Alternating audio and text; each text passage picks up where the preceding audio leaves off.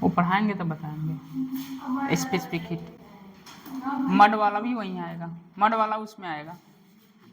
जो क्वेश्चन इसमें नहीं बने हैं उसे रहने दीजिए, जब ये कंप्लीट होगा तो आ जाएंगे थियरी वाले जो मड वाले हैं। मड मतलब ये मिट्टी का घर जो होता है, ठीक है, यही है।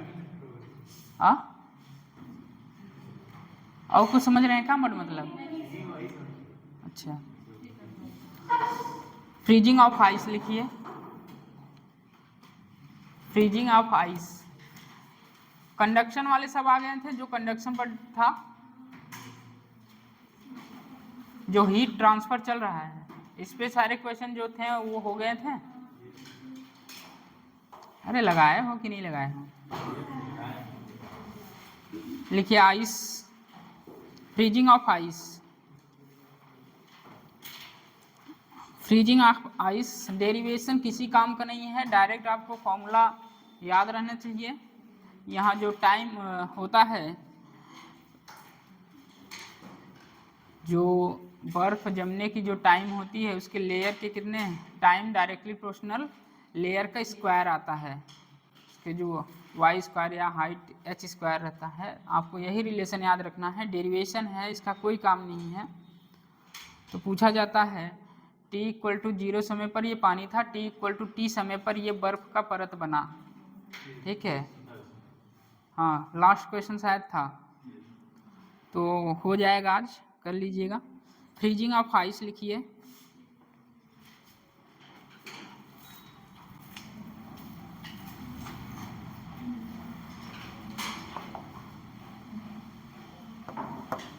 बायो टेस्ट कितने लोग देंगे? कितने लोग देंगे? सब देंगे? बढ़िया है यार।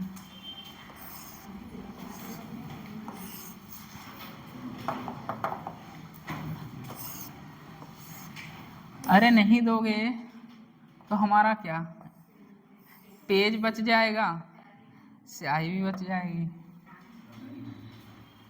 समय तो नहीं बचेगा, समय मैं पूरा दिया हूँ पेपर बनाने के लिए, समय तो मेरा पहले ही चला गया है।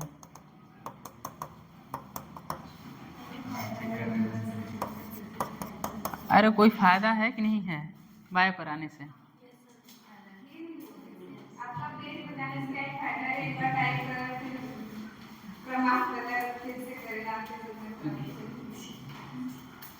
चलिए, जिसका मन हो दे, जिसका मन हो ना दे, आप पर डिपेंड करता है। मेरा काम था पेपर बनाना, पेपर छपवाना, वो छप रहा है। कल टाइम से होगा आपका पेपर 2 बजे से। कोशिश करिएगा, ये दोबारा टेस्ट होने जा रहा है उसी यूनिट का जो आप कर चुके हैं, तो इसमें तो 600 प्लस स्कोर आना चाहिए, नहीं तो कल ये तो उठेगा ही। इतने दिन से बहुत पड़ा है नीचे, तो कोशिश करिए कल वाला जो टेस्ट पेपर है अच्छे से दीजिए। और बोले हैं स्मार्ट स्टडी वही है जो नंबर ऑफ क्वेश्चन से ज़्यादा करते हैं। आप सोच रहे होंगे संडे को टेस्ट है उसके लिए पढ़ें कि इसके लिए पढ़ें, मुझसे हो नहीं पाएगा, मैं कर नहीं पाऊँगा, तो ये एक्सक्यूज नहीं चलेगा। टाइम भी कम है, हो सकता है आप उसी पेपर को कर लीजिए जो हो चुका है। 2 टेस्ट जो हुए हैं कुछ बेनिफिट मिल जाए। तो क्वेश्चन करना है भैया, आप चाहिए मेरे थ्रू करिए या बुक के थ्रू करिए, मैं तो करा रहा हूँ टेस्ट के थ्रू करिए, बायो कंप्लीट करा रहा हूँ। आधी एनसीईआरटी तो हो गई 11th की, आज हो जाएगी। इसके बाद जो टेस्ट आएगा प्लांट फिजियोलॉजी और ह्यूमन फिजियोलॉजी, 200 क्वेश्चन 180 क्वेश्चन उसमें भी रहेंगे, ह्यूमन फिजियोलॉजी और प्लांट फिजियोलॉजी के। उसके बाद जब टेस्ट होगा, यदि एक यूनिट रहेगा तो उसमें से केवल 90 क्वेश्चन ही आएंगे। यदि 2 यूनिट कंबाइन होकर आ रही है तब 180 क्वेश्चन आएगा, ठीक है।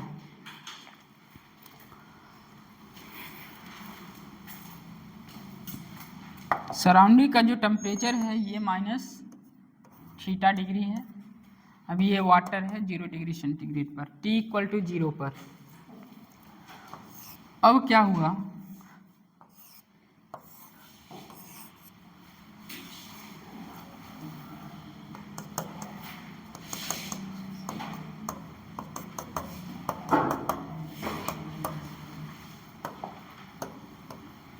एट टाइम T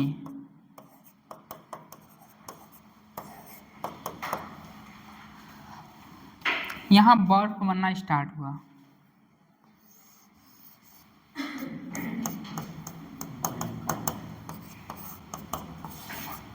ये बर्फ आपको बन चुका है, सराउंडिंग का टेम्परेचर वही। बताइए टेम्परेचर कहाँ कम है, ऊपर कि नीचे? ऊपर। ऊपर वाला तो हीट लेगा। अरे ऊपर सराउंडिंग का टेम्परेचर कम है, वाटर का टेम्परेचर ज़्यादा है, 0 है, वो माइनस है, तो हीट कहाँ ज़्यादा है? नीचे। तो हीट क्या होगा, dq ऊपर जाएगा। अरे छोड़ो, अपने रेफ्रिजरेटर देख लो। रेफ्रिजरेटर में क्या होता है, आप जब सामान रखते हैं उसका टेम्परेचर क्या रहता है, ज़्यादा रहता है, और रेफ्रिजरेटर क्या रहता है, कम रहता है। तो ये क्या करता है, अपनी तरफ हीट फ्लो होता है, किधर, जिधर कम रहता है। तो यही करना है। अभी तक आपने देखा कि 0 डिग्री सेंटीग्रेड पर ये वाटर था, उस टाइम बाद क्या हुआ, एट टाइम T पर ये बर्फ की एक लेयर बन गई वाई, बर्फ की लेयर बनी वाई। अब मैं बोलूं एट टाइम dt पर एक और परत बनी, वो क्या है, dy।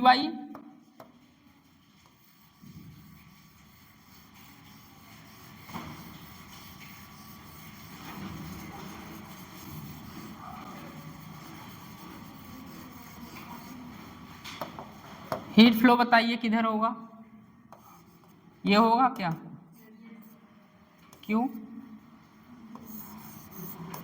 dt टाइम पर जो परत बनी कितनी हुई, dy। हीट फ्लो क्या है, dq। इसी तरह होगा। यहाँ के लिए आपने बताया था q by T equal to K A T1 minus T2 by L, जो भी y था, ठीक है। इसके बाद q by T equal to K A, T1 कहाँ ज़्यादा है, 0 minus T by L. At time T बताइए क्या लिख सकते हैं, dq बाई dt के ए क्या होगा, 0 बाई एल। एल लिखे हैं कि dy, dy। dt समय में कितना जमा है, dy। अरे जब कुछ नहीं था, लेयर नहीं जमी थी, कल ही पढ़ा के आए हैं, क्या होता है मेटल्स के लिए, या हीट जो ट्रांसफर हो रहा है लो, हाई टू लो। आप आसानी से कल बताए थे q by T equal to K A T1 minus T2 by L. उसके बाद मैंने क्या किया, at time t equal to 0 पर ये कंडीशन है, एट टाइम t बाद ये कंडीशन है, तो परत बनी कितनी, dy।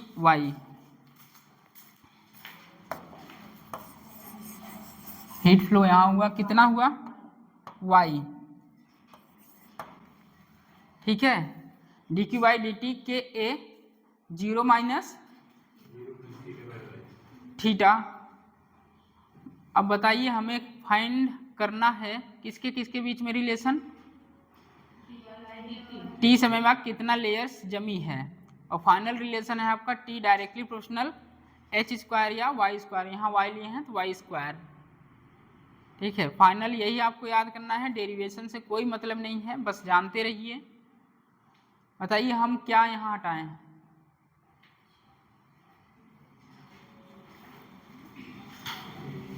बताइए। आपको यहाँ यूज करना पड़ेगा। पहले तो वाटर था, ठीक है, फिर बर्फ बना।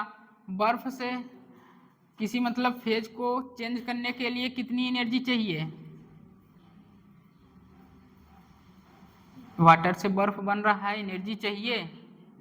कौन सी एनर्जी? Latent heat. क्या होता है? Q equal to ml।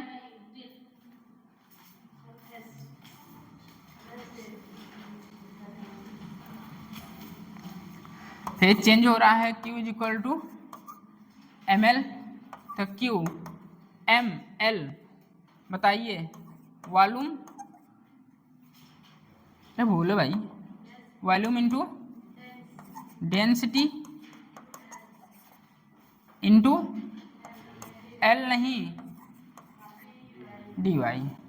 तो बताइए वॉल्यूम को क्या लिख सकते हैं?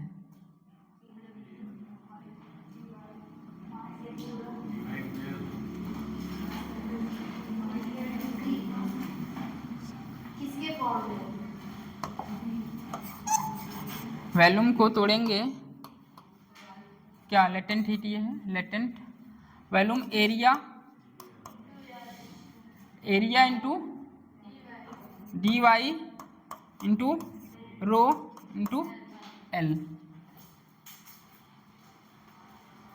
उसको यहाँ पुट करना है।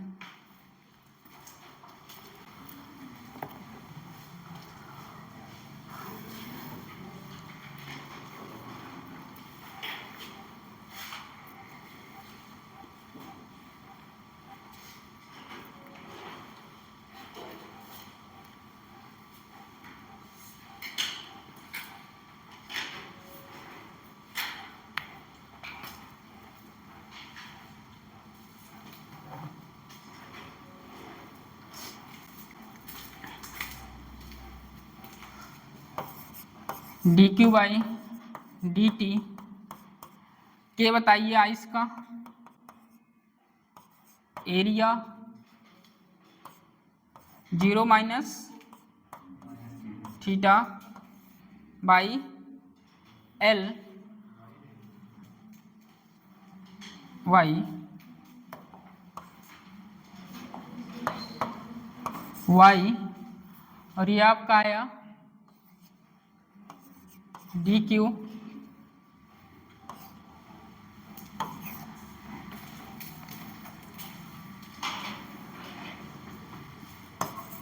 Area D Y into rho L by D T equal to K ice area theta Y. बताइए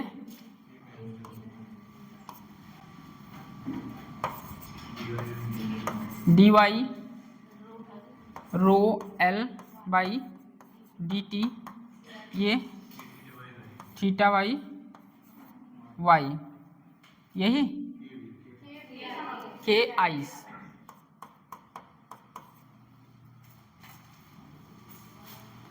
बताइए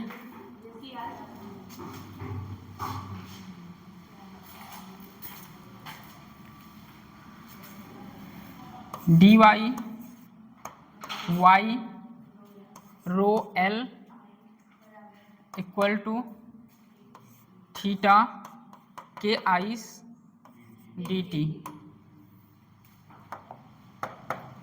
Y square rho L by theta K ice t. तो t directly proportional Y square at time t पर इतना layers बर्फ जमी हुई है। ये रिलेशन आता है, डेरिवेशंस कोई मतलब नहीं है, बस आपको डायरेक्ट ये याद रहना चाहिए एट टाइम टी पर कितने लेयर्स मतलब जमी है, उसके हाइट का स्क्वायर, लेयर्स के हाइट का स्क्वायर।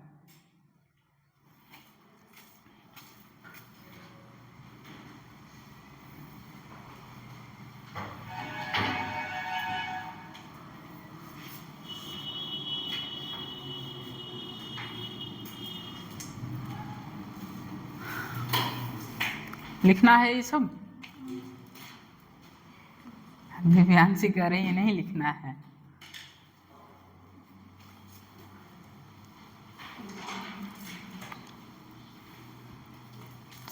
एल को लिख लीजिए। एल जो है यहाँ वाई हाइट मतलब लेंथ क्यों नहीं लिए हैं, क्योंकि एल एल आ जाता तो कन्फ्यूजन होता। वाई लिए। एल कैपिटल एल जो है वो लेटेंट हीट है।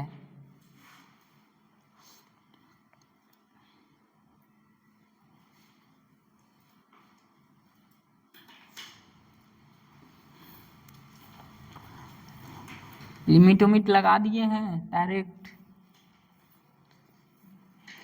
मतलब 0 से वाई 0 से टी, ठीक है।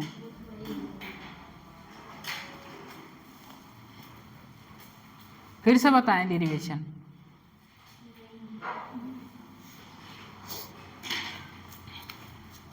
फिर से बताना है।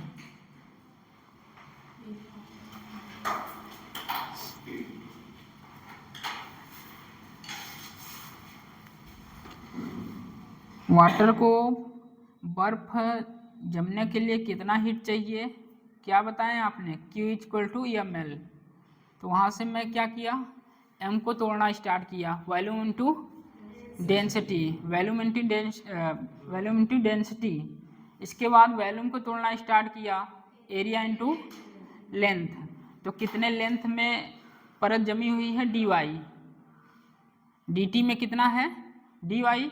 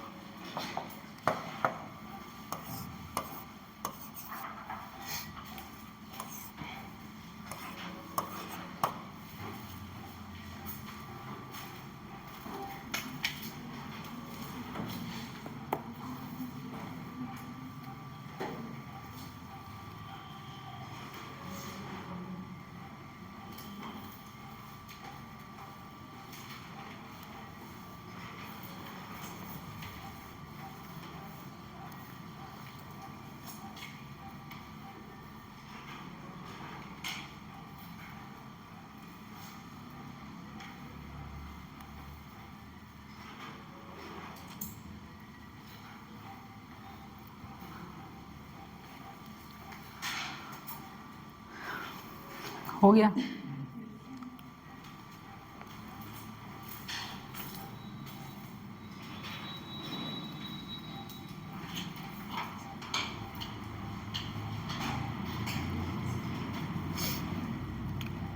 यहाँ इंटीग्रेशन करेंगे डी वाई स्क्वायर 2 भी आएगा यहाँ पर।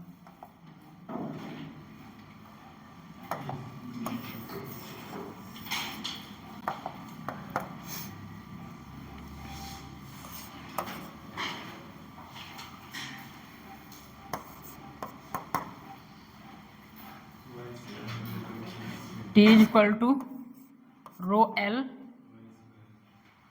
By 2 theta Y square K ice लिख सकते हैं। T is equal to rho L by 2 theta Y square K ice. 2019 में क्वेश्चन आया है, यही था पूरा।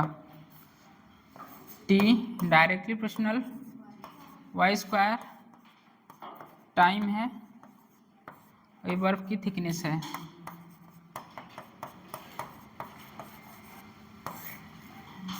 हाइट कितने थिकनेस की है,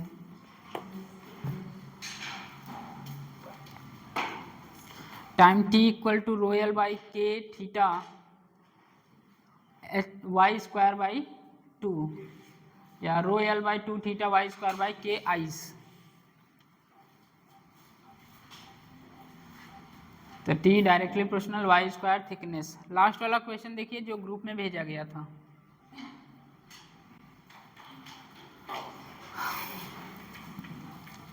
डेरिवेशन किसी काम का नहीं है, डायरेक्ट आपको फॉर्मूला आना चाहिए। फॉर्मूला क्या है एक बार बोल दीजिए। Rho L by 2 theta Y square by K ice.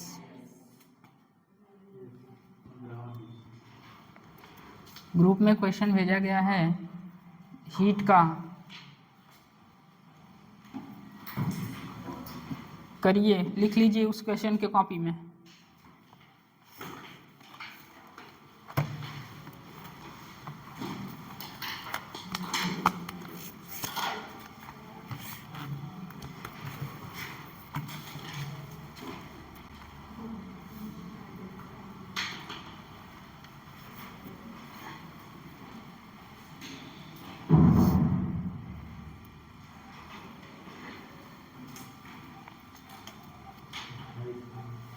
कितना आया? 28। 27 भी है क्या answer?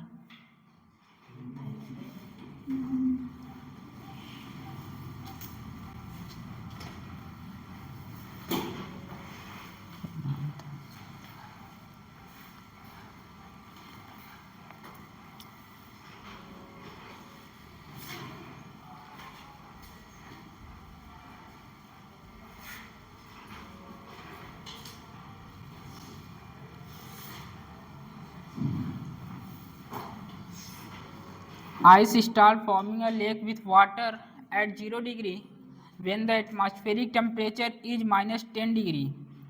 If the time taken for 1 centimeter of ice 7 hours, then time taken from thickness of ice change from 1 centimeter to 2 centimeter. 1 centimeter to 2 centimeter क्या करेंगे? T directly proportional Y square.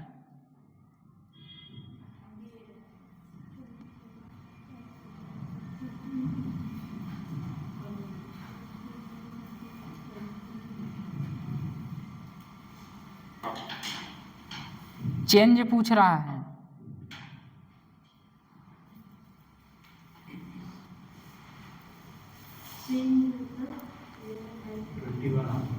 Twenty one.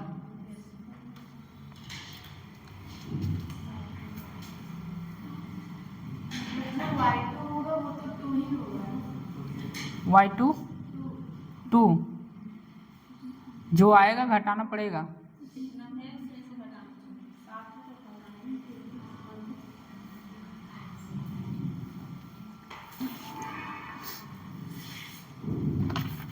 अट्ठाईस है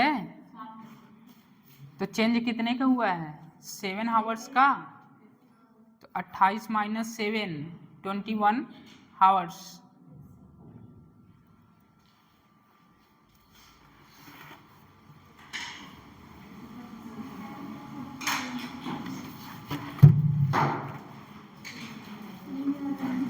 नहीं आ रहा है? चलिए वो आपका वर्क रहेगा। एक क्वेश्चन बोल करते हैं, करिएगा।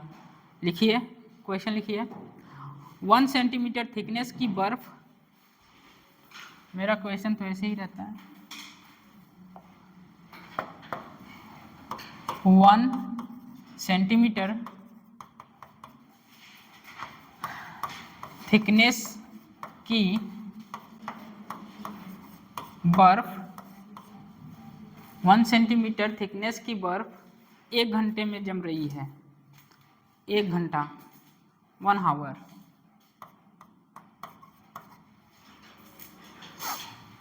ठीक है,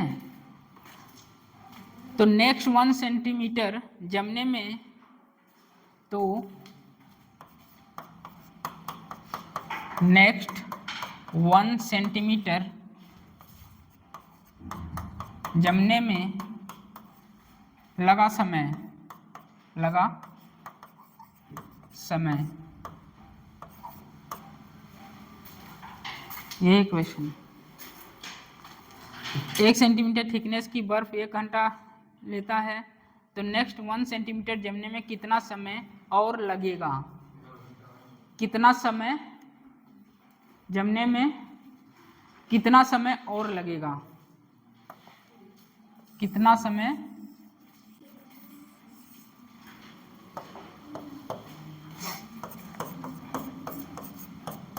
कितना समय और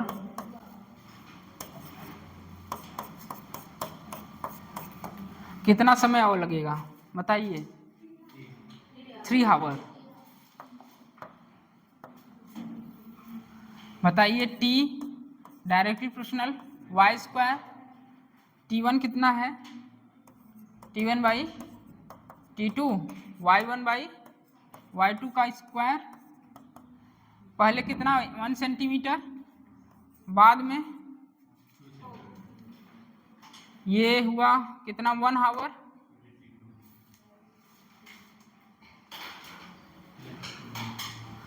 एक सेंटीमीटर थिकनेस बर्फ को 1 घंटा लग रहा है, ठीक है।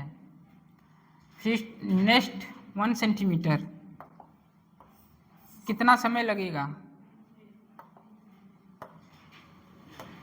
नेक्स्ट 2 कर देंगे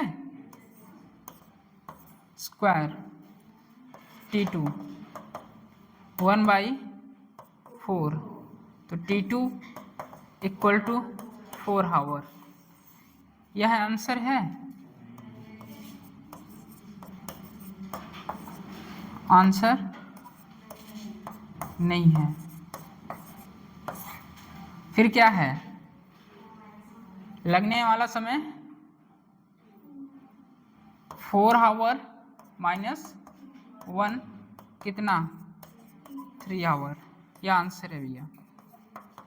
इसमें ऐसे ही क्वेश्चन पूछा जाता है, थोड़ा सा समझिएगा फिर आंसर करिएगा, नहीं तो 4 भी रहेगा और 3 भी रहेगा। देख रहे हैं 28 भी है और 21 भी है, तो इस तरह करिएगा।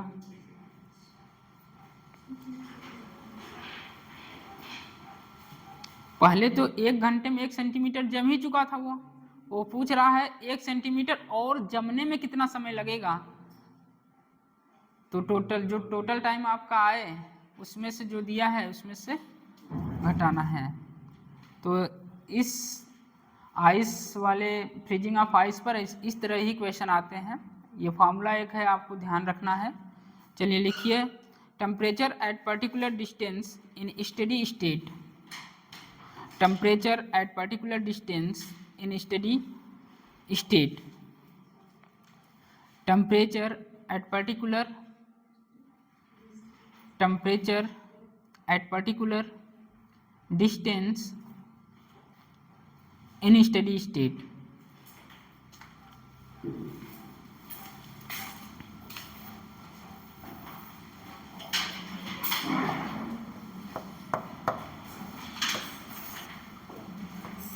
रॉड है, आपको वैल्यू दिया जाए तो आप आसानी से आंसर कर सकते हैं, बट यहाँ कोई वैल्यू नहीं है। टाइम t है, यहाँ से यहाँ तक क्या है x है, ये पूरा l था, तो ये क्या हो जाएगा l माइनस x।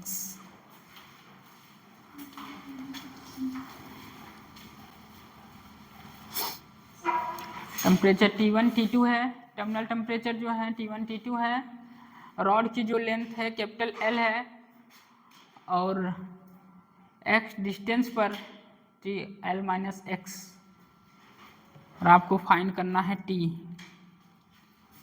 करिए, T फाइंड करना है, जंक्शन टेम्परेचर।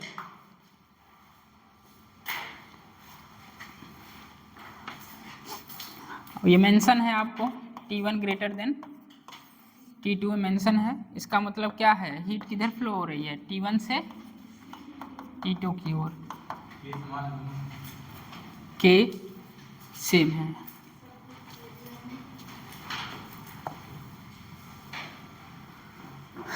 ढेरों सारा क्वेश्चन इस तरह करके आए हैं। वर्क भी दिया गया था आपको 15 क्वेश्चन, वहाँ भी आप लोग किए होंगे, ये भी करिए।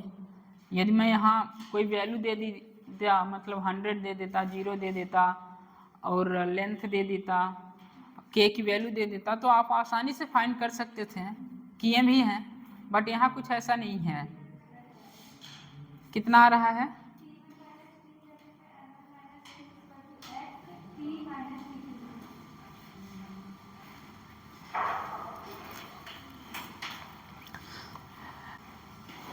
सीरीज में है, बताइए सीरीज में है तो करंट क्या होगा?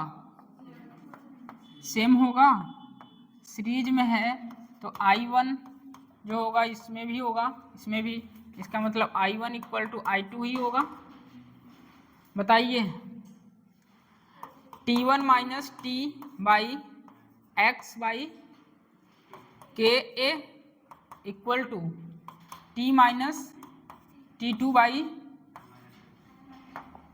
L minus x by K ए।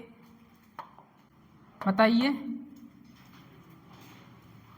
के ए कैंसिल हो जाएगा तो बचेगा T1 minus t by x, T1 minus T2 by L minus x. करिए इसको मल्टीप्लाई इधर, T1 L minus t x equal to x t minus x T2, यही।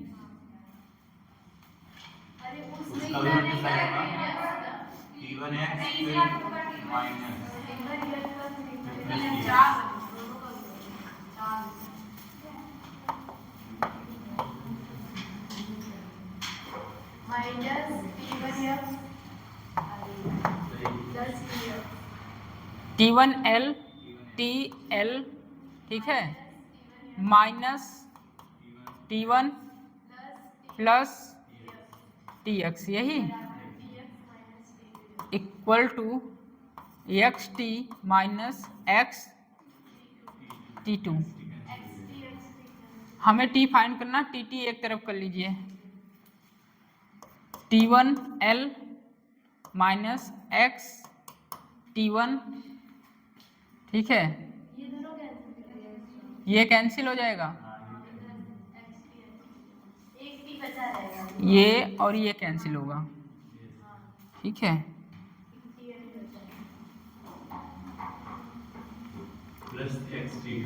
हमें फाइंड क्या करना है? टी फाइंड करना है, ठीक है।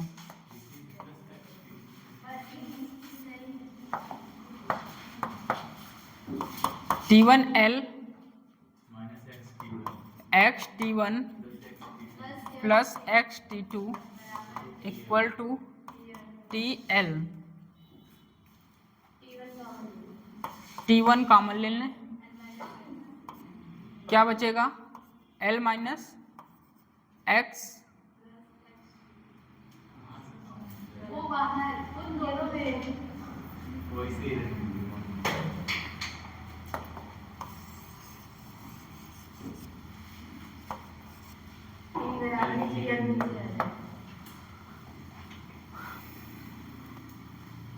कहने मतलब है टी कॉमन लें, L minus x plus x T2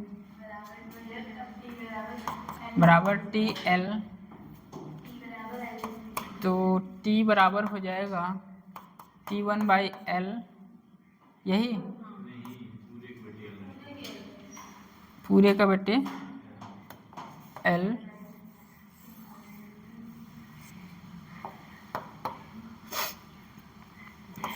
L minus x plus x T2 by L. ये आया सबका? आया है। अब मैं यहाँ ग्राफ लूँगा, ग्राफ।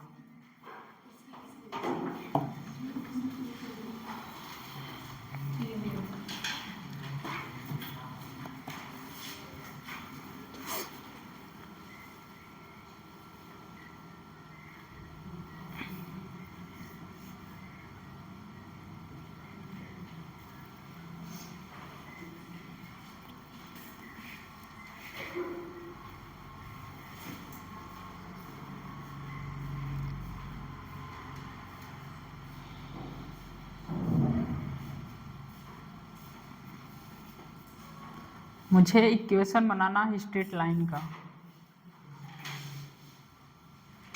ठीक है। y equal to m x plus c, तो हमें करना पड़ेगा x और t, ठीक है। हमें t1 को कॉमन नहीं लेना है, क्योंकि हमारा जो इक्वेशन स्ट्रेट लाइन का आएगा y equal to m x plus c, उसी से कंपेयर कराना है। तो यहाँ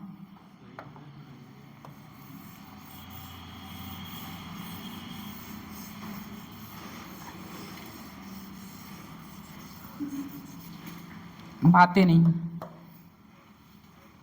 करना हो, यहाँ दिमाग लगाइए। तो T1L ऐसे ही रहने दीजिए, ठीक। माइनस x कॉमन लीजिए, क्या होगा T1 minus T2 equal to TL, L यहाँ आएगा T1 L by L minus x T1 minus T2 by L equal to T। L से और L कैंसिल होगा, तो ये T इक्वल टू होगा T1 minus x T1 minus T2 by L। ये तो y इक्वल टू हमारा जो स्ट्रेट लाइन का इक्वेशन होता है y equal to m x plus c ना। तो स्लोप क्या आ रहा है यहाँ minus T1 minus T2 by, और यहाँ इंटरसेप्ट क्या आ रहा है T2 माइनस T1 बाई, बताइए।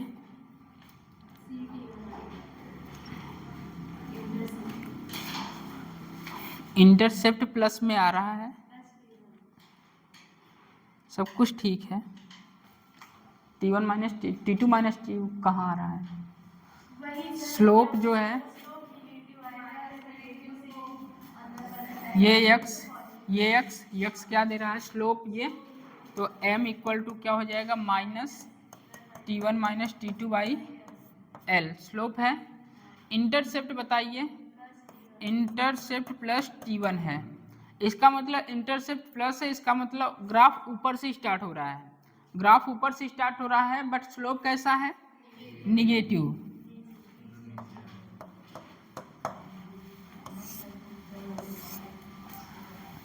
स्लोप इंटरसेप्ट पॉजिटिव है, स्लोप इस तरह होगा।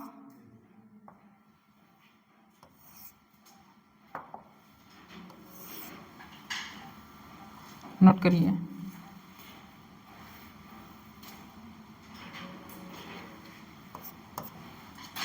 स्लोप क्या है minus T1 T2 by M L।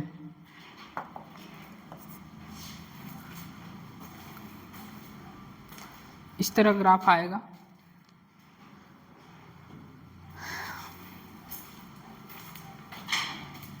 T1 है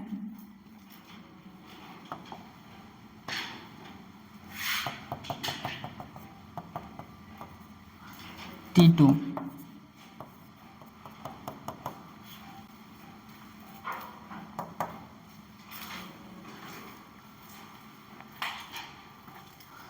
x equal to 0, x equal to L, और टेम्परेचर में ग्राफ है।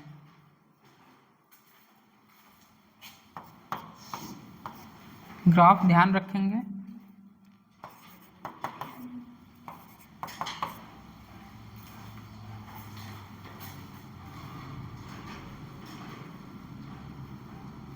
इधर तो खुद से किए हैं ना, पूरा उतारना है।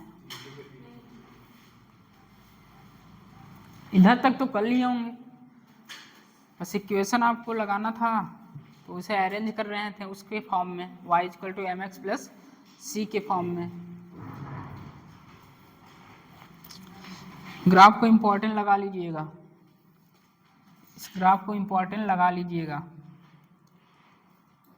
जब भी पूछेगा temperature at particular distance in steady state, तो ये ग्राफ आता है। इसकी जो इंटरसेप्ट होती है क्या होती है, पॉजिटिव होती है। स्लोप क्या होता है, निगेटिव होता है। वो भी कितना होता है, -t1 - t2/L।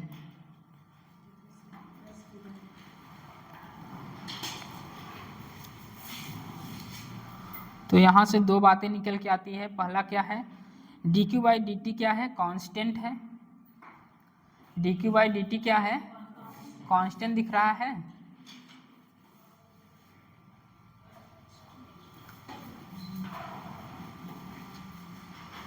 अरे भाइयों, अच्छा पानी भाइयों, स्टेडी स्टेट क्या बोले थे, dq/dt कांस्टेंट। टेम्परेचर डिफरेंस क्या होता है,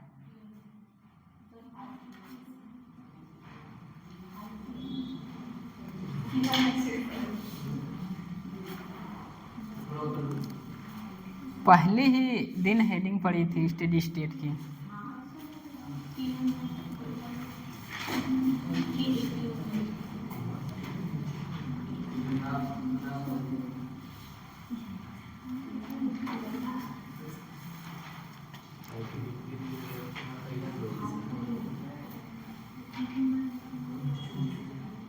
हो गया,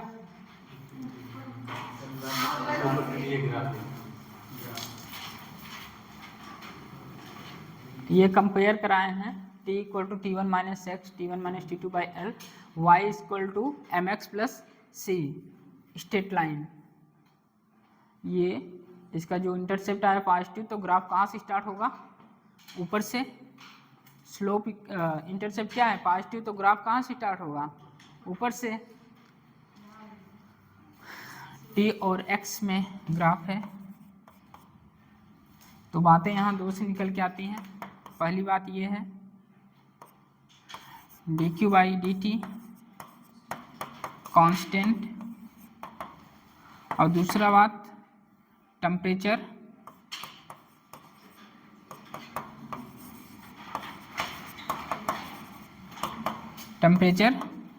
ग्रेडियंट भी क्या होता है, constant. q/t = Ka t1 - t2/L। Differential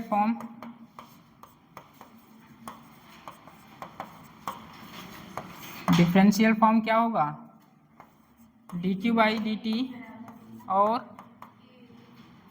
क्या, k, क्या डिफरेंशियल फॉर्म बताइए, dq/dt - Ka dt/dx माइनस, इसका डिफरेंशियल फॉर्म क्या होता है, -Ka dt/dx।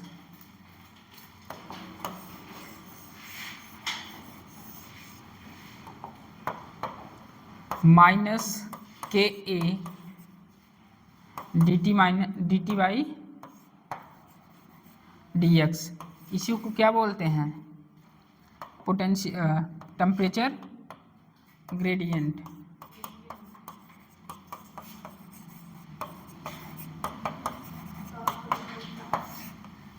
Temperature gradient negative क्या दिखा रहा है, ये भी बता के आए हैं। हीट हायर टू लोअर,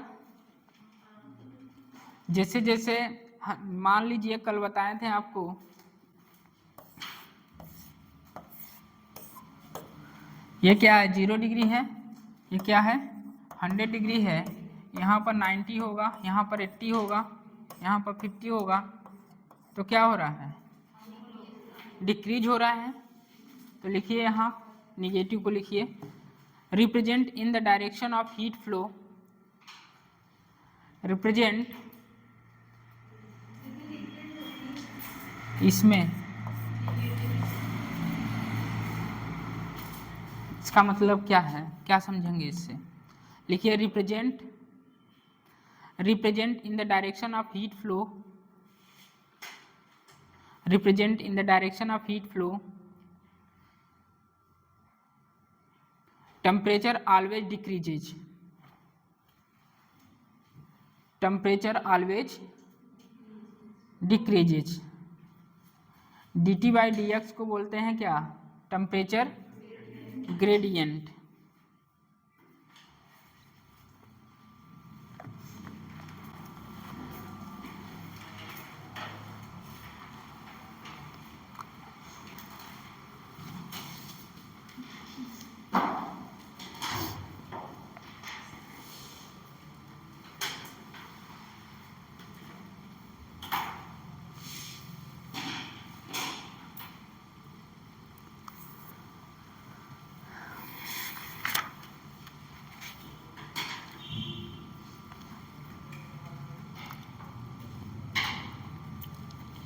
इस ग्राफ से दो बातें समझ में आती हैं। पहला number D Q by D T क्या होता है? कांस्टेंट होता है। टेम्परेचर ग्रेडियंट क्या होता है?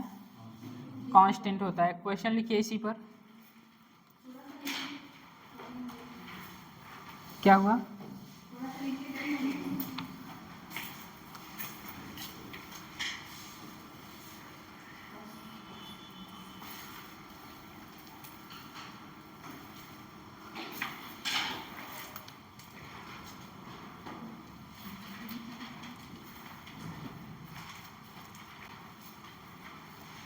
ये डेरिवेशन कराने का कोई वो नहीं है, बस ये मुझे बताना था। इसमें ग्राफ जो आता है रॉड में, आप आसानी से क्वेश्चन अभी इतना सारा करके आए हैं, कोई वैल्यू दे दिया जाए तो जंक्शन का टेम्परेचर आप आसानी से बता सकते हैं कि यहाँ ये इतना आएगा जंक्शन का टेम्परेचर। कोई वैल्यू दिया जाए तो मान लीजिए x डिस्टेंस पर t दिया गया, एक रॉड है x डिस्टेंस, वहाँ डिस्टेंस x लिया गया और वहाँ का टेम्परेचर पूछा गया, तो इनके बीच का जब रॉड दिया जाए, इनके बीच का जो ग्राफ आता है, ग्राफ इस तरह कुछ आता है।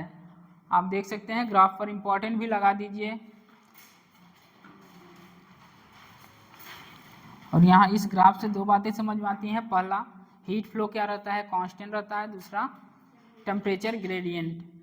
और इस फॉर्मूले का डिफरेंशियल फॉर्म आपने क्या देखा? D Q by D t minus K A d t by d x.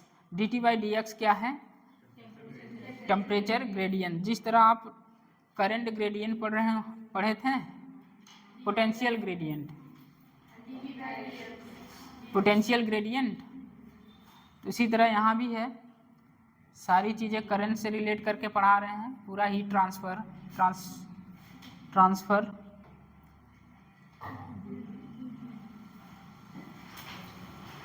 लिखिए यहाँ क्वेश्चन, इसी पर एक बेस्ट क्वेश्चन कर लीजिए।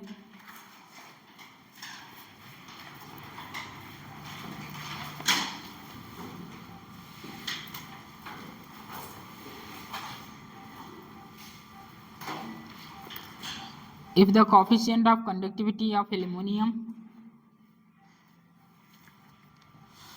if the coefficient of conductivity of aluminum, if the coefficient of conductivity of aluminum is 0.5 calorie, is 0.5 calorie, is 0.5 calorie per centimeter second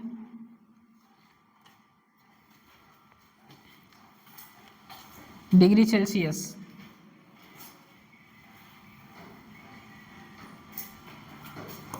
point 5 calorie centimetre second degree Celsius aluminium की conductivity दिया गया है।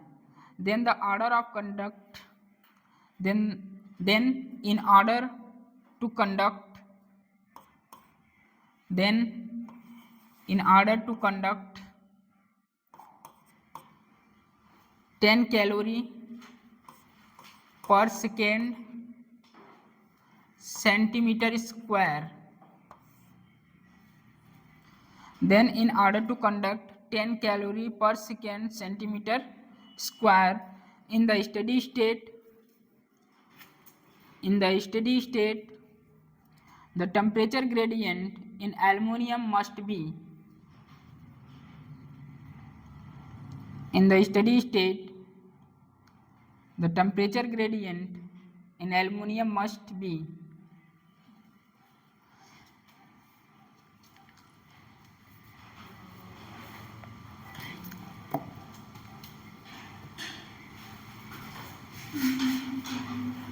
बताइए.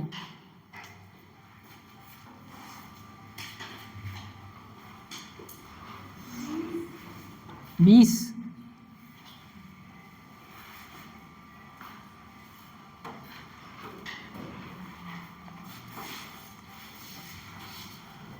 Formula आपके सामने लिखा हुआ है, dq by D t minus K A d t by d x. तो पूछा क्या गया है, वहाँ मेंशन किया है टेम्परेचर ग्रेडियंट. टेम्परेचर ग्रेडियंट किसको बोलते हैं, d t by d x को ही बोलते हैं. करिए तब. 20.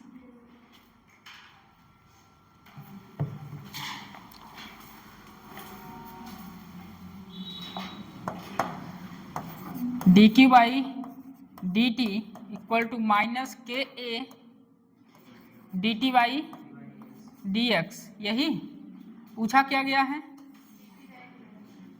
Temperature gradient. बताइए, d Q by D T K A. यही एरिया तो दिया नहीं है, कहाँ दिया है एरिया, बताइए.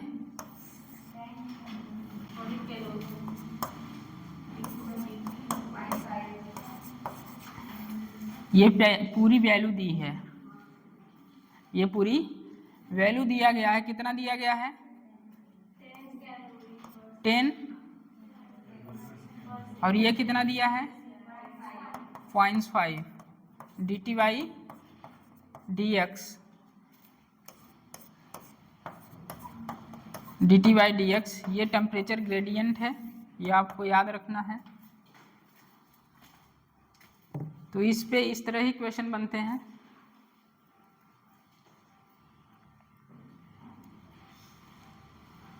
निगेटिव का मतलब आपको बता दिए हैं, जैसे जैसे हीट फ्लो होगा ऑलवेज क्या होगा, टेम्परेचर क्या होगा, डिक्रीज होगा.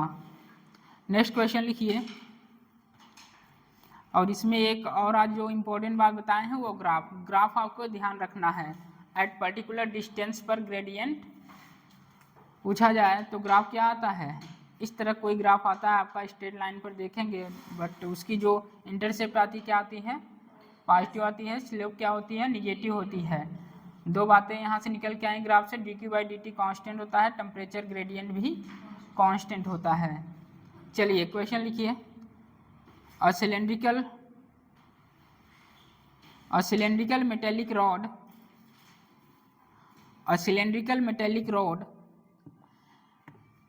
in thermal conduct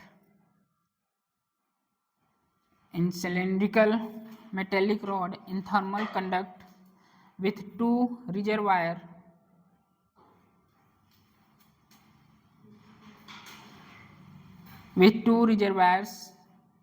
of heat,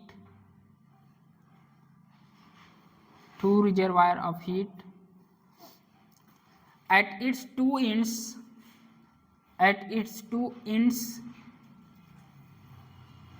conducts an amount of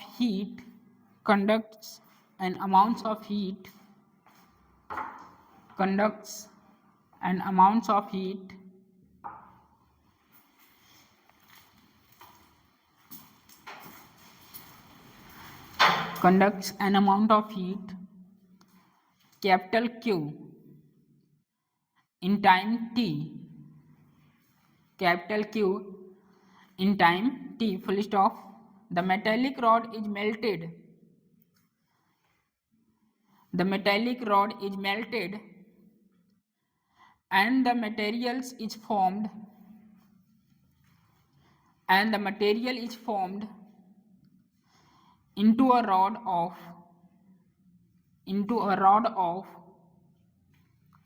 half of the radius of original rod. Half of the radius of original rod. What is the amounts of heat? What is the amounts of heat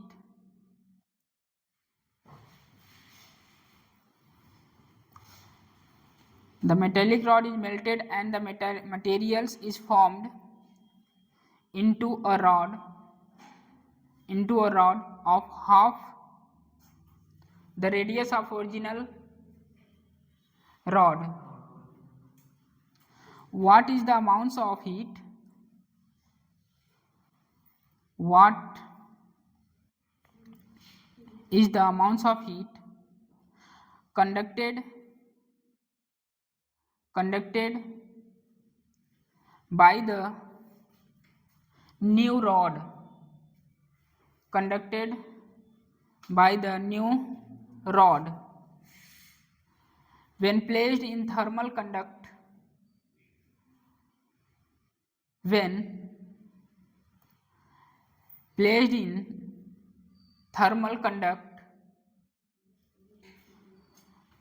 with the two reservoirs in time t.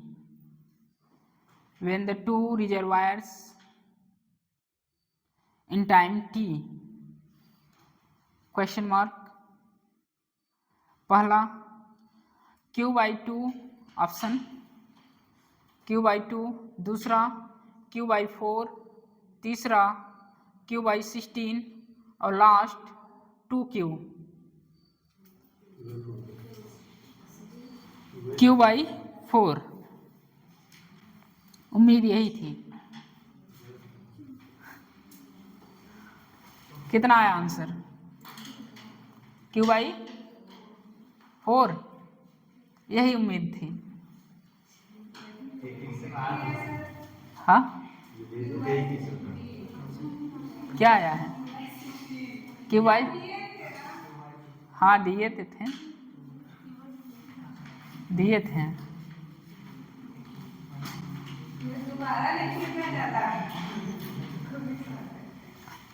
Important question है ये. Question आपको current भी मिलता है और यहाँ भी मिलता है.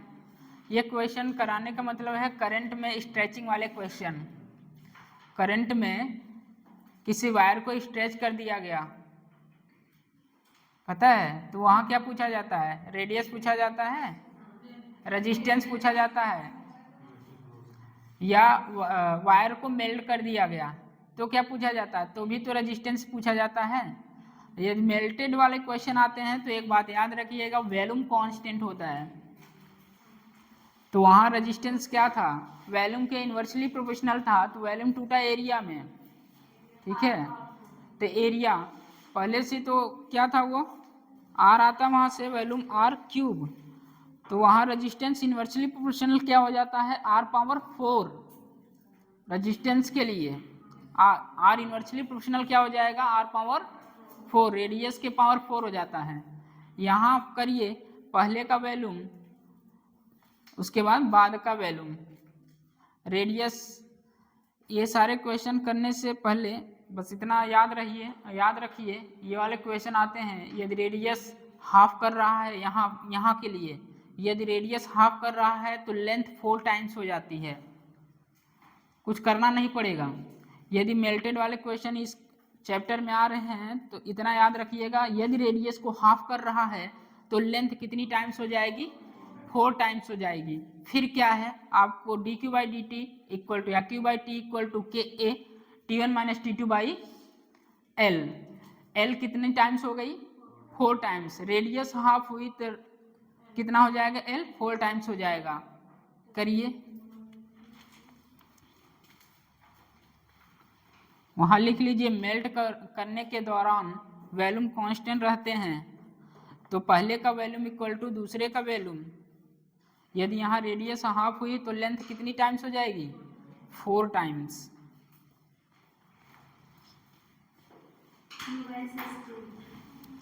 Q/16। टेम्परेचर भी दिया है, क्या है? सेम टेम्परेचर है, टेम्परेचर कांस्टेंट है।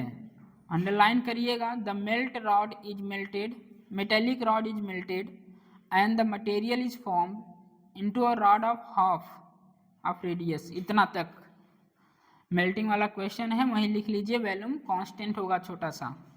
इसका मतलब पहले का वैल्यूम इक्वल टू दूसरे का वैल्यूम।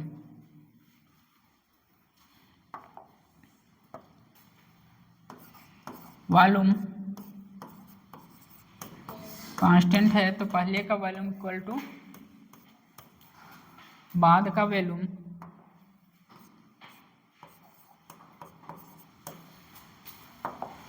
तो बताइए यहाँ एरिया इंटू लेंथ में तोड़ दें, एरिया इंटू लेंथ। एरिया क्या हो जाएगा? Pi r square, area pi r square होगा एल, बाद में पाई आर 2 का स्क्वायर एल डैश, तो pi r square L equal to pi r square by 4 L dash. तो ये कैंसिल। तो बताएं ना, जब भी ऐसा क्वेश्चन मेल्टेड वाला आए, ये कहानियाँ लिखने की ज़रूरत नहीं है। रेडियस हाफ हुआ है तो लेंथ कितनी होगी? 4 टाइम्स। तो लेंथ क्या होगी? 4 टाइम्स। आइए अब यहाँ फॉर्मूला, आपका मेन फॉर्मूला क्या है? K A T1 minus T2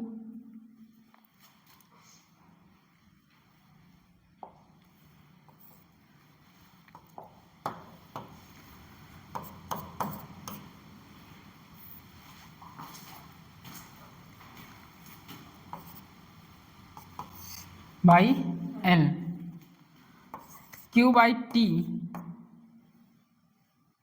directly proportional area और लेंथ। क्यों मान लें?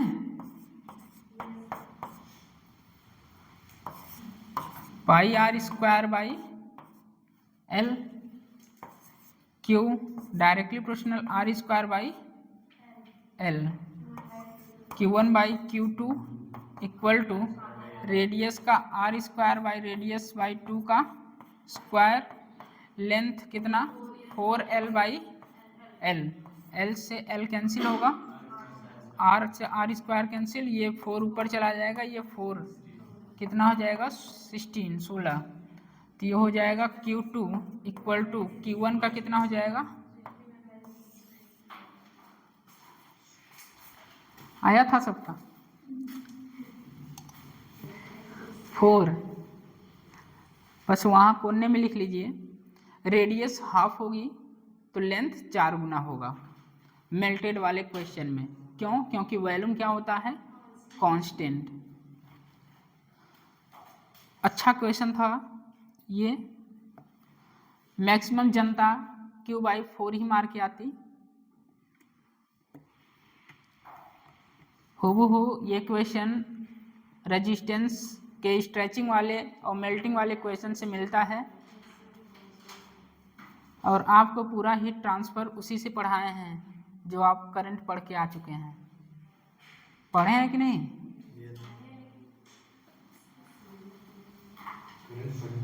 करंट पढ़े हैं, ये भी तो पढ़ लिए, करंट ही तो है।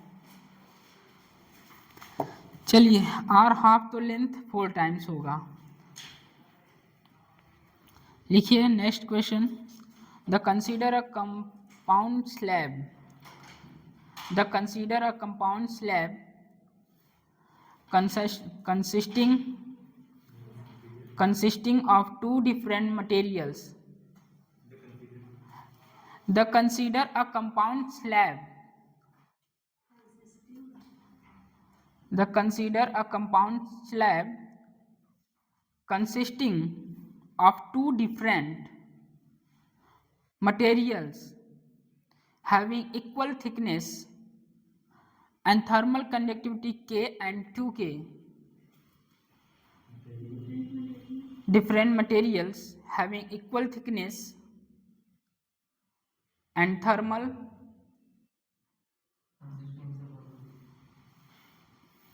consisting of two different materials having equal thickness and thermal conductivity K and 2K respectively. The equivalent thermal conductivity of the slab is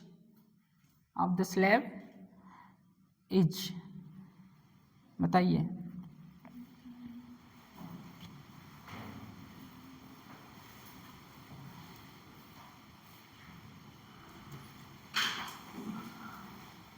क्या होगा 3K की 4K?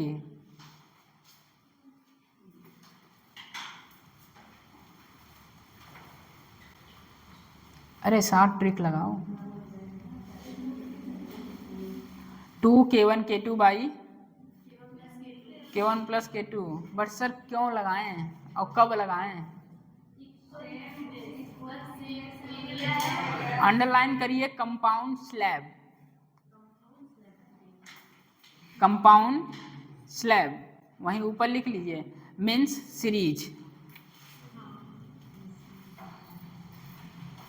कंपाउंड स्लैब वहीं ऊपर लिख लीजिए मीन्स सीरीज।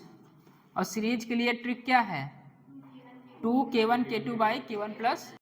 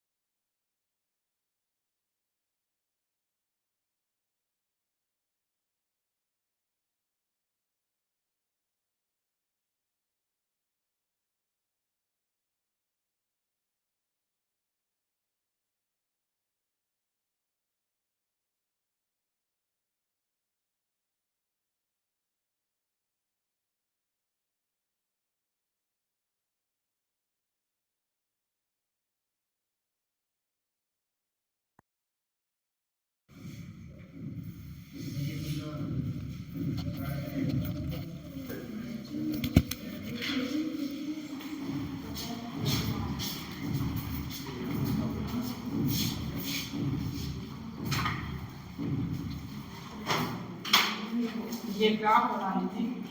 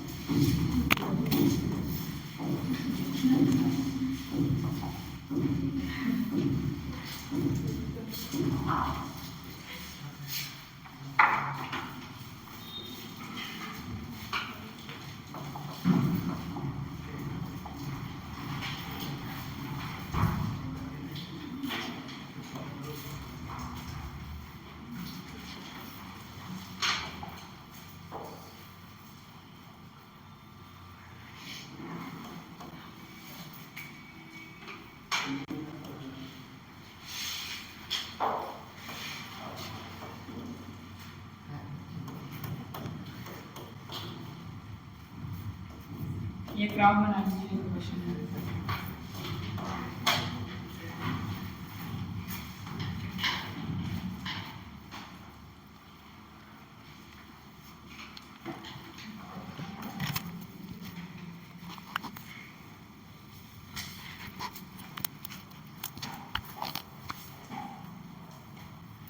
सबसे पहले बताइए ये स्लैब कैसे रखे हुए हैं, पैरेलल में सीरीज में? सीरीज में।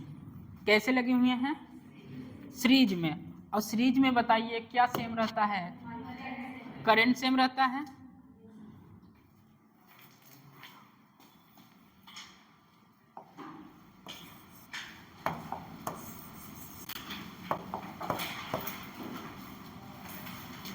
कैसे लगे हुए हैं?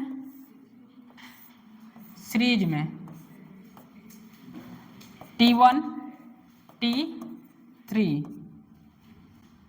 K1 K2 T X1 X2 ऐसे ही। और सीरीज में क्या सेम होता है? करंट सेम होता है। तो I1 equal to I2 equal to dq by dt equal to K A T1 minus T2। Question में मेंशन भी है T1 ग्रेटर देन T3, यह मेंशन है।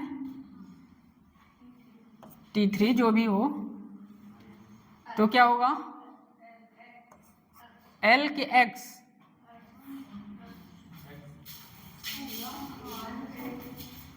बताइए।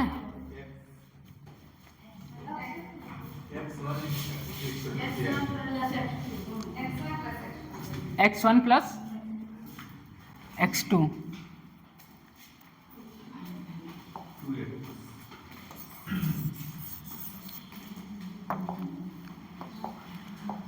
इसका डिफरेंशियल फॉर्म लिखें तो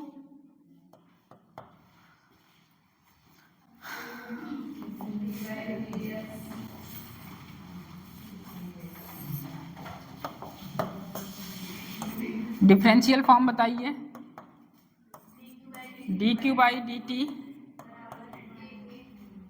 minus K A dt by dx, यही।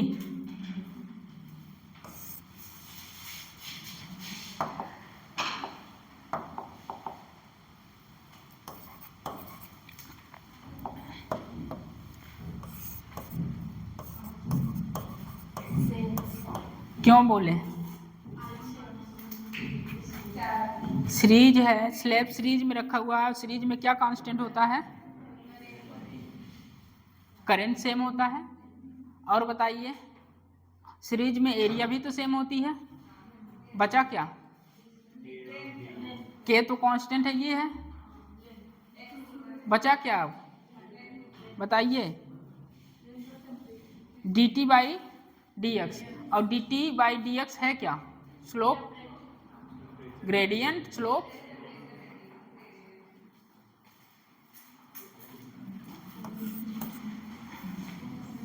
सीरीज में एरिया भी same,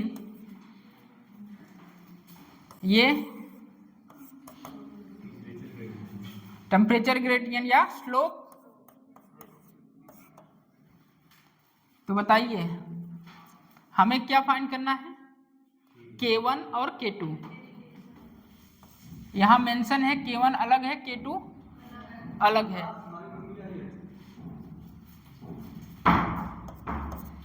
K inversely proportional slope.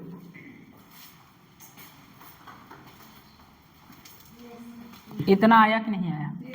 उसके बाद चलते हैं K1 ज़्यादा हो, K2 ज़्यादा हो, K1 K2 बराबर होगा, K1 K2 बराबर होगा। पहले इतना तो बताइए समझ में आया कि नहीं आया? आपने बताया ये प्लेट और ये प्लेट सीरीज में लगी हुई है, मैंने ये बना दिया। और आप एक बात जानते हैं, सीरीज में करंट सेम होता है, तो मैंने क्या किया, dq by D T equal to K A d t by d x. क्या बोलते हैं इसको? स्लोप। स्लोप बोलते हैं। तो यहाँ सीरीज में है, एरिया भी सेम है, करंट भी सेम है, तो के और स्लोप इनवर्सली प्रोपोर्शनल। तो बताइए स्लोप किसका ज़्यादा है? ग्राफ से देख के बताइए। ग्राफ K1 K2 है, कौन सा स्लोप ज़्यादा? किसकी फिसल पट्टी ज़्यादा है? कौन बढ़िया फिसलेगा, K2 वाला कि K1 वाला? क्या होगा? सेम ही है। ग्राफ कैसे सेम हो गया? हल्का तिरछा भी है यार। ठीक है, K1 स्लोप ज्यादा है। स्लोप पूछ रहे हैं। स्लोप बताइए।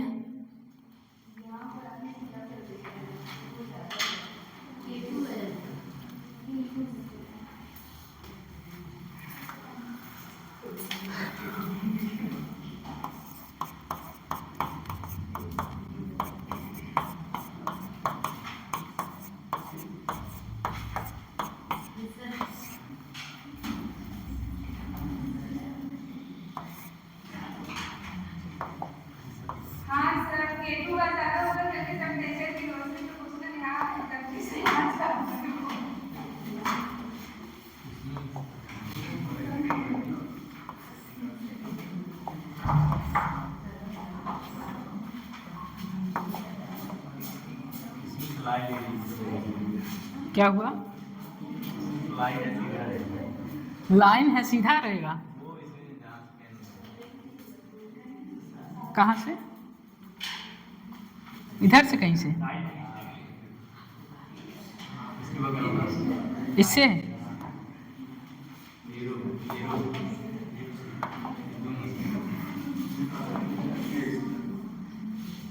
नहीं, इतने में खींच लेते हैं। ठीक है, कहने का मतलब है इतने में फिसल पट्टी बना लेते हैं। ये कि ये है, एक थोड़ा ऐसे सीधा बनाइएगा, फिर ऐसे बनाइएगा, फिर इस तरह बढ़ा।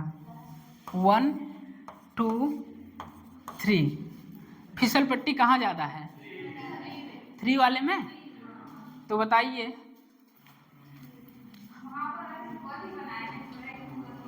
इक्वल नहीं है, ये इक्वल नहीं है। थोड़ा सा क्या है, नीचे से आया है।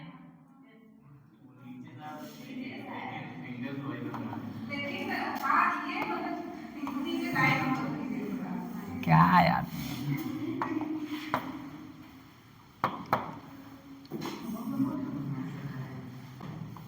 मैं ये वाला क्वेश्चन ग्रुप में भेज दूंगा, देखिएगा कैसा है वो। अब सही है? अब तो अब सीधा नहीं है।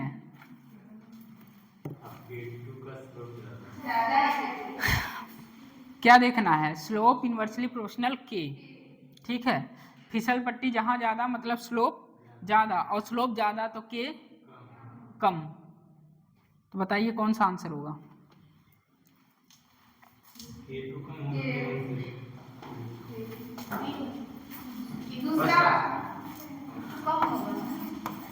स्लोप इन्वर्सली प्रोपोर्शनल के, ये कम ये ज़्यादा।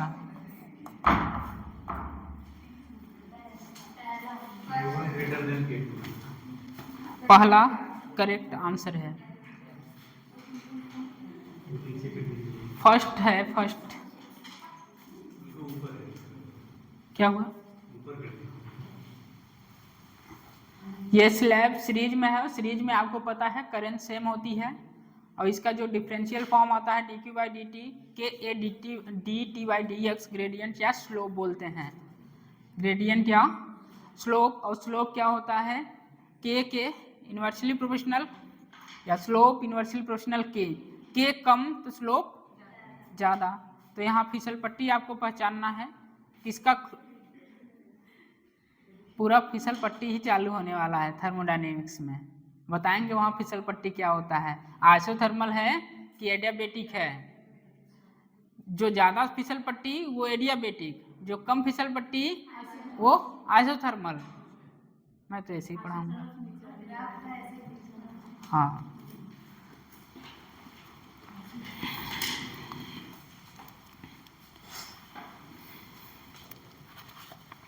हेडिंग डालिए रेडिएशन, बना लीजिए इसको। ये इम्पोर्टेंट क्वेश्चन है, कुछ था नहीं, बस कंसेप्चुअल आपको ध्यान रखना है। स्लोप के क्या होगी, इन्वर्सली प्रोपोर्शनल, जिसका स्लोप ज़्यादा उसका के कम।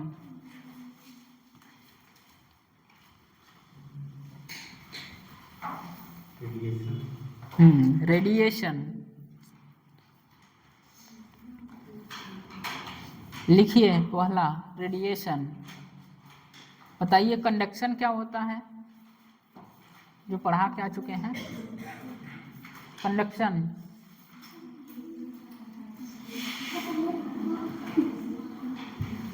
तीन टर्म्स हैं, कंडक्शन, कन्वेंशन, रेडिएशन।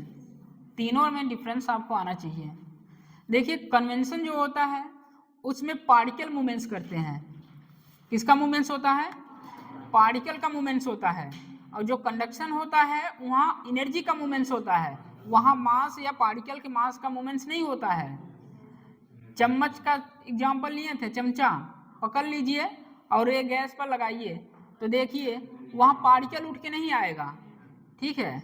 और कन्वेंशन का मतलब नीचे से हीट दीजिए और ऊपर कटोरा रखिए और पानी के ऊपर आप रखिए, जो भाप आएगी उससे क्या लगेगा, हीट महसूस होगा आपको, तो वो होता है क्या,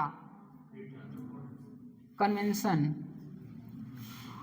और जो रेडिएशन होता है भट्ठे, वो नाद वाली रोटी क्या बोलते हैं उसको, नाद रोटी, दाल रोटी, नाल, हाँ जो भी बोलते हो, वो जो भट्ठी रहती है जहाँ पकता है उस भट्ठी के बगल में खड़े हो जाइए, वहाँ जो आपको हीट महसूस होगी वो होती है रेडिएशन। क्योंकि हीट वहाँ रेडिएशन के चलने के लिए किसी की, रेडिएशन वेव के चलने के लिए किसी की मीडियम की आवश्यकता नहीं होती है। तो ये तीनों आपको डिफरेंस आना चाहिए। कंडक्शन चमचे का मतलब चम्मच का एग्जाम्पल, और चमचा ही बोलते हैं, तो कंडक्शन हो गया। और कन्वेंशन कटोरी वाला ऊपर से नीचे से क्या दिए, आग दिए मतलब हीट दिए, तो वो जो भाप आप मतलब कटोरे के ऊपर हाथ रखेंगे हीट महसूस होगा, उसके जो देखेंगे कंडेंसेशन होगा, उसके जो पार्टिकल्स होंगे वो आते हैं। मतलब कहने का मतलब यहाँ पार्टिकल का मूवमेंट्स होता है, कंडक्शन में एनर्जी का मूवमेंट्स होता है, और ये जो रेडिएशन है, रेडिएशन में किसी माध्यम की आवश्यकता नहीं होती है। ये तीनों आपको आना चाहिए। तो रेडिएशन हेडिंग डालेंगे, लिखिए mode of heat transfer by electromagnetic wave. क्यों लिखवा रहे हैं इलेक्ट्रोमैग्नेटिक वेव, क्योंकि इलेक्ट्रोमैग्नेटिक वेव के लिए किसी मीडियम की आवश्यकता नहीं होती है। अरे यहाँ आप बैठे हैं तो बताइए, यहाँ जियो भी है, एयरटेल भी है, वोडाफोन भी है, है कि नहीं है? क्या दिख रहा है क्या? उनके लिए मीडियम की आवश्यकता है।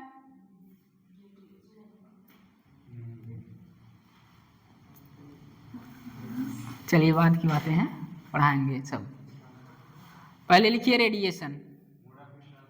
हाँ, रेडिएशन में पहला लिखिए mode of heat transfer by electromagnetic wave. इसी में लिख लीजिए do not required medium. Mode of heat transfer by electromagnetic wave do not required medium.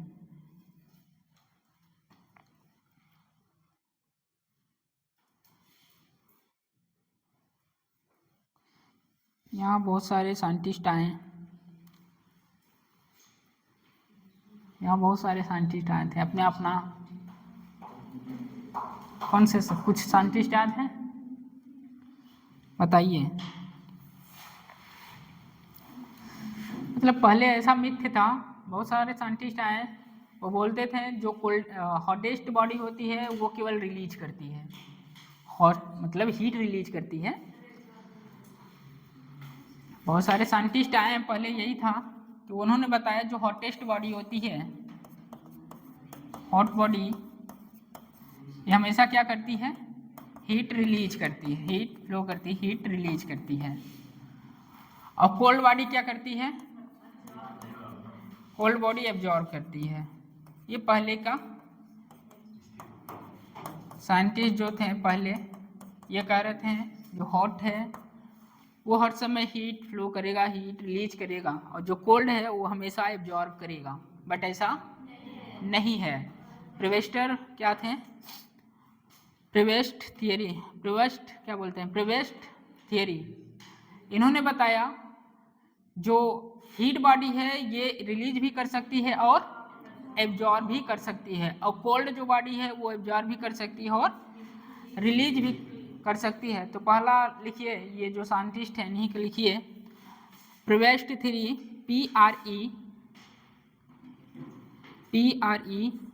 PREVOST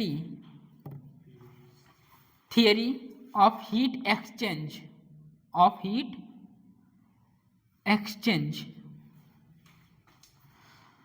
तो ये नहीं बनाएंगे, ये पहले पूरे ओल्ड है, न्यू वाला बॉडी बनाते हैं। इसमें जो होता है एक ही बॉडी एब्जॉर्ब भी करती है और रिलीज भी करती है। जैसे हम हॉट बनाएं,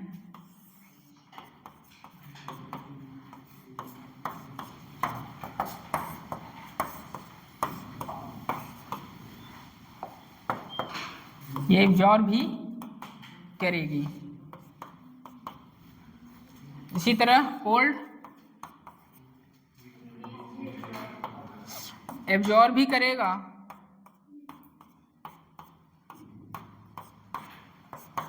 और रिलीज भी करेगा। बना लीजिए इसको, लिखिए यहाँ अकॉर्डिंग टू, इसको बना लीजिए। जरूरी नहीं है, पहले ये बताया गया कि जो हीट बॉडी होती हैं वो ऑलवेज क्या होती हैं? हीट रिलीज ही करती हैं, बट ऐसा बाद में देखा गया ऐसा नहीं होता है। जो हीटेड बॉडी है वो एब्जॉर्ब भी कर सकती हैं और रिलीज भी कर सकती हैं। कोल्ड बॉडी रिलीज भी कर सकती है और एब्जॉर्ब भी कर सकती है। तो लिखिए according to Prevost theory,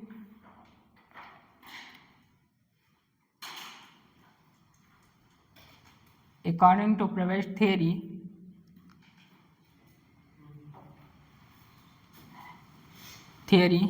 every body at temperature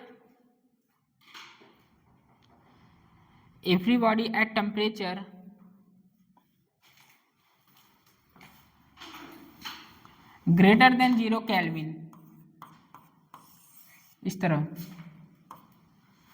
greater than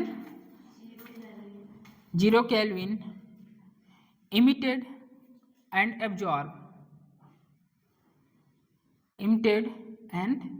absorbed electromagnetic radiation simultaneously. electromagnetic radiation simultaneously.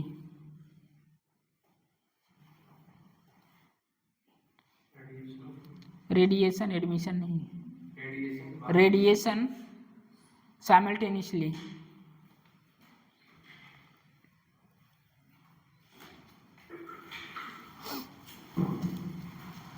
इन्होंने यह भी बताया at thermal equilibrium the rate of emission equal to the rate of absorption. Next line लिखिए इसका, at the thermal equilibrium the rate of emission equal to the rate of absorption। ये कहानी थी प्रिवेस्ट की। इन्होंने आके बताया कि जो बॉडी होती है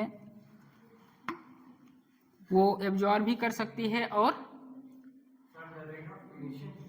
the rate of at thermal equilibrium the rate of emission equal to the rate of absorption. Rate of emission equal to rate of absorption. जितना इमिट करेगा उतना एब्जॉर्ब भी करेगा।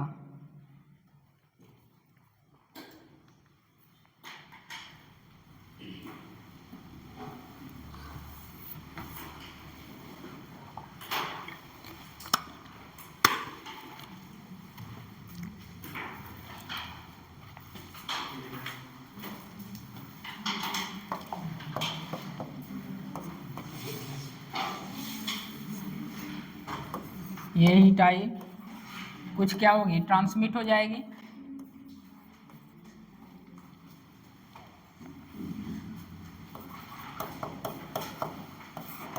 कुछ क्या हो जाएगा, एब्जॉर्ब हो जाएगा।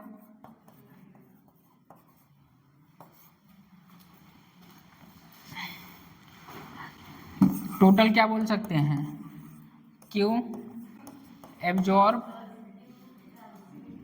प्लस क्यू ट्रांसमिट और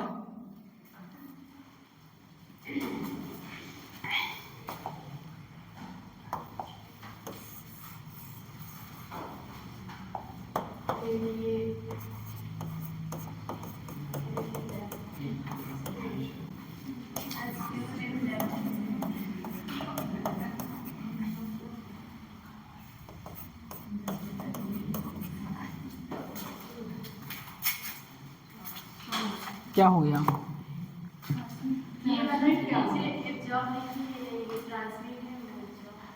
ट्रांसमिट एब्जॉर्ब रिफ्लेक्ट।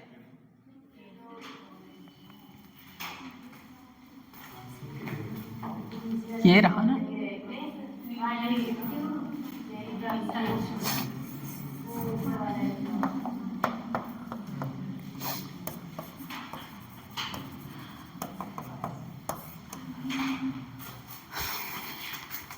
कहने का मतलब है कोई भी हीट दे रहे हैं मेटल पर, कुछ तो एब्जॉर्ब, कुछ तो क्या हो जाएंगी ट्रांसमिट, कुछ तो रिफ्लेक्ट हो जाएंगे और कुछ तो एब्जॉर्ब हो जाएगी। कहने का मतलब जो भी है क्यू टोटल लिखेंगे तो Q absorb, Q transmit, Q reflect, Q जिसमें भी मीडियम में गया हो। तो कहानियाँ कल चलेंगी, ये सब पढ़ के आइएगा जितना पढ़ाया गया है। सर आए हैं, वेट कर रहे हैं, वैसे भी कम टाइम मिल रहा है, किसी दिन मौका मिलेगा बच्चा। मौका तो कल तो नहीं मिल सकता, कल तो टेस्ट है। परसों सोच समझ के बैठिएगा, क्योंकि परसों जो है चालू होगा केटीजी।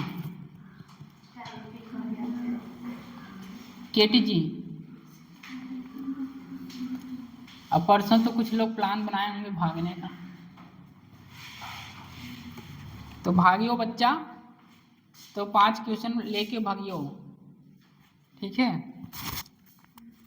क्योंकि अब थर्मो का वेटेज